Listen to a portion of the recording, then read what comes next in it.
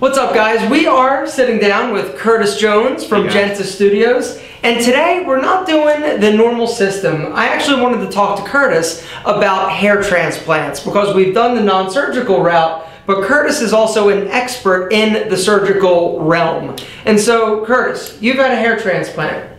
How long ago? I was 36, so I'll be 50 this year, so it's been a while. This is Curtis's actual before and after picture. So hair transplants. I'm driving down the road and I see billboards all over the place. $2 a graft, you know. And so I'm thinking to myself, it'd be really funny if I went in and was like, I just want 6 of them, right? Yeah. So how does it 12 work? bucks. Exactly. 12. I got a 20. What can you do? So tell me, what is the misconception? Tell me about the process of hair transplant. Is it quick? Is it simple? What is the deal? No, it's actually the opposite. It takes a while, and if it's something that you want to do in a hurry, I wouldn't do it. And listen, the whole thing about transplants is it's an illusion.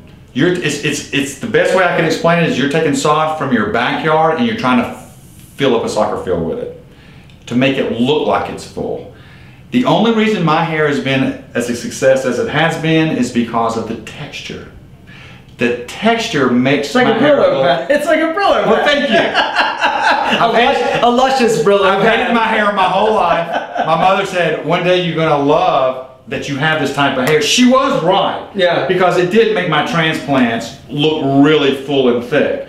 And a guy's come in consultation, say, Curtis, am I going to look like you? And 90% of the time I say, no, you're not. What have you had done to get this density, this fullness?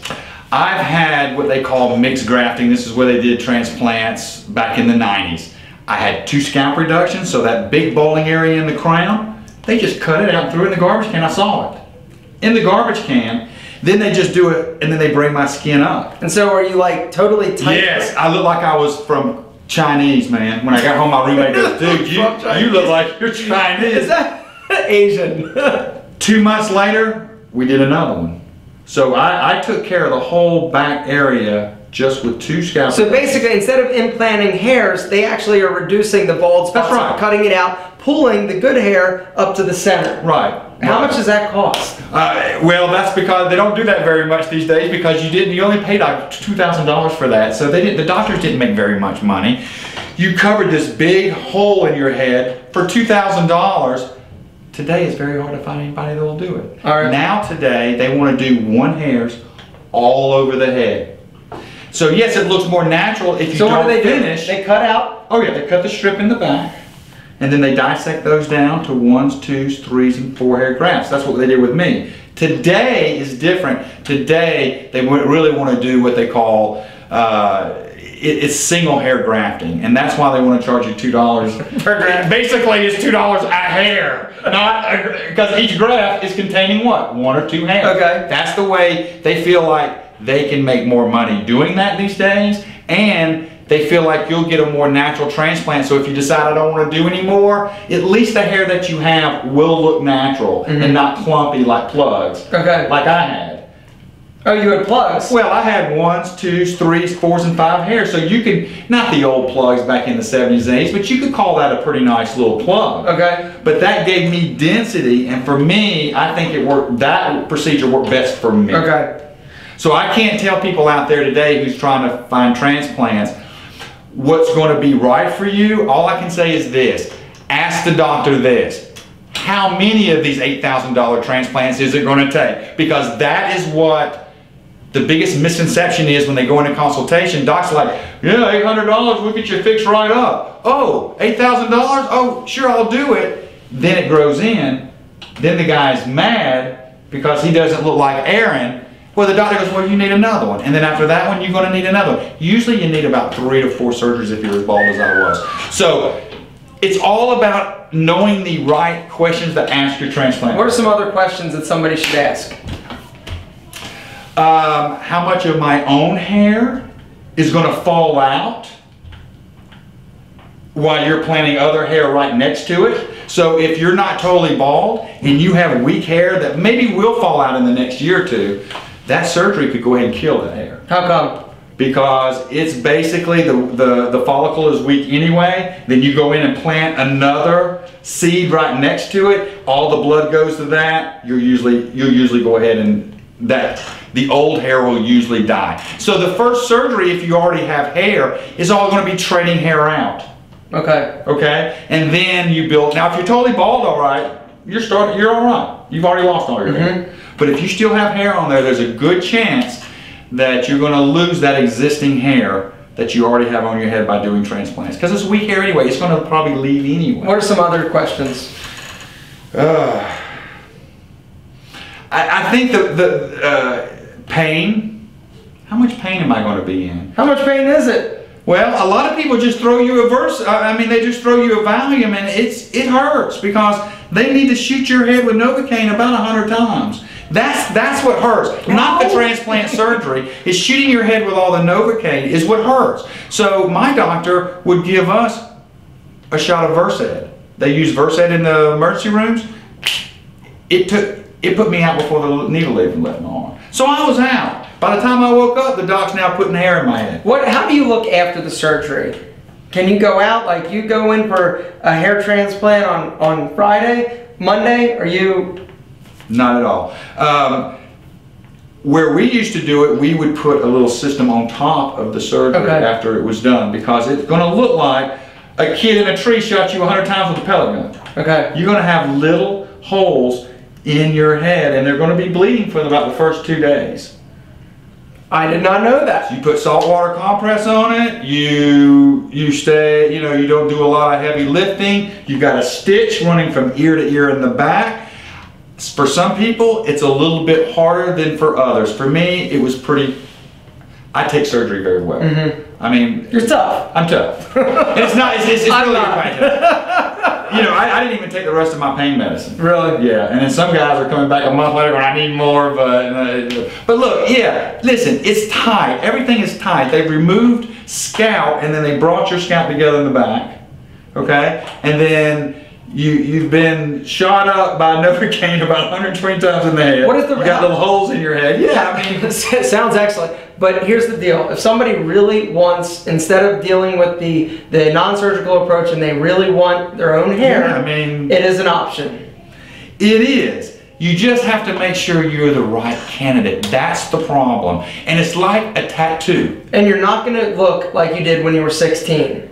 No. All right. Because it's mathematically, we can only take so much hair from the back and move it across twice the area. So mathematically, you're only looking at the half of the density that you had when you were 16 or 17. Okay.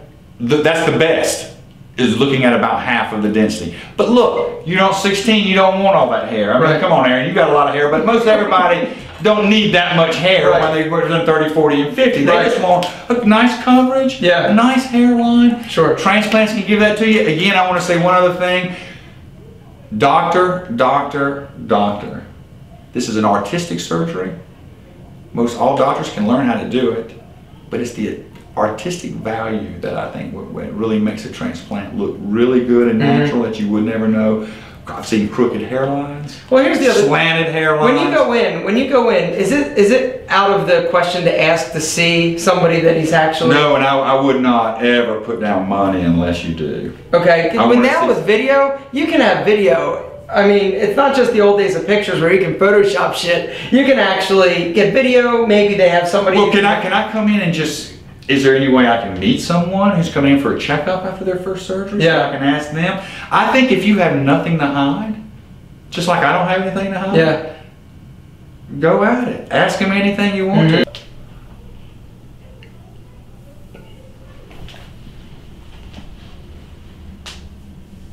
So it gets bigger plugs as it gets up here. I don't know if you will even be able to see it or not. No, and then the scar is right.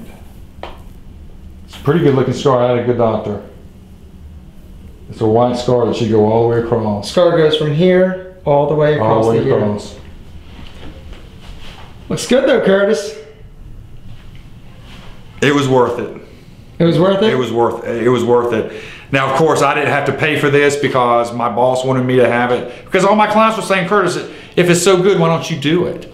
And I said, and that's when I went up to my boss at that time and said, why can't I do it? He goes, you want to do it? I said, yes. How long was the process from start to finish, from bald to this? Okay, so here's the deal. You can take as long as you want to do your second surgery. So I waited till my first surgery was all the way grown in before I did my second one, because I was doing this for show. So I took a little longer at this, guys. It probably took me more like 3 years to finish, where most guys can come in every 3 to 4 months and have it done and knock it out. So 3 years it took you? Me, because I waited for every surgery to grow in so all my clients could see everything growing in. And I wore a system over it, and I could take my system off and show them. Because you have to take your system off at night. You can't do this with transplant. It's glue. Yeah. You don't want to put glue on sores, open. So we clip the system in, and this is only until the hair grows in. Then you take the system off, and no one knows. Everybody's used to seeing you with hair, and you don't look any different. It really worked. We did it thousands of times, and it worked very well. Curtis, you've been such a help with the non-surgical. Would you be willing to have your information down below? People have questions about hair transplant. Absolutely, that's what it's all about, helping people. Good. Guys, if you're looking for more information, if you've considered the surgical route of restoring your hair, Curtis's information is down below. He'd be happy to answer any questions. And here's the deal. He's got no horse in the race, so he's not going to try and sell you anything. No. He's just going to educate you. And so Curtis, once again, a very valuable resource. Guys, I know a lot of you out there have had questions about this. I personally have had a ton of questions about this, and I had no idea. So Curtis, thank you. You're very welcome. All right, guys, if you missed the other 3 videos that we did where we actually went through and gave 3 lucky guys new systems, the non-surgical approach, there are links to all 3 videos down below. Curtis, thanks, brother. See you, brother.